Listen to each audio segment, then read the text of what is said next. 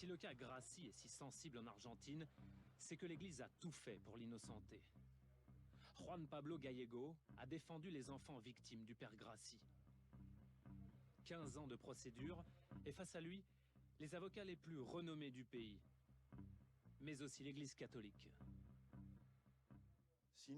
En 2010, après la première condamnation de Grassi, on s'est rendu compte que l'Église avait commandé une contre-enquête sous le nom « Étude sur le cas Grassi », réalisée par un juriste très reconnu, professeur de droit pénal à l'Université de Buenos Aires. Ne vous fiez pas à la couverture qui laisserait croire à un ouvrage d'histoire.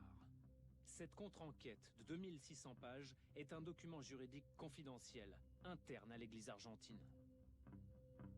À l'intérieur, les enfants sont accusés de falsification, de mensonges, de tromperies et d'inventions. Leur orientation sexuelle est même questionnée. La conclusion est sans ambiguïté. La justice s'est trompée. Il faut acquitter le père Grassi en appel. Un paragraphe attire notre attention.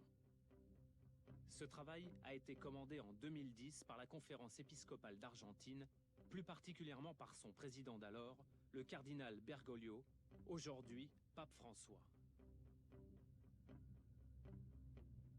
Le pape a donc bien commandé une contre-enquête qui tente d'innocenter un prêtre condamné pour pédophilie.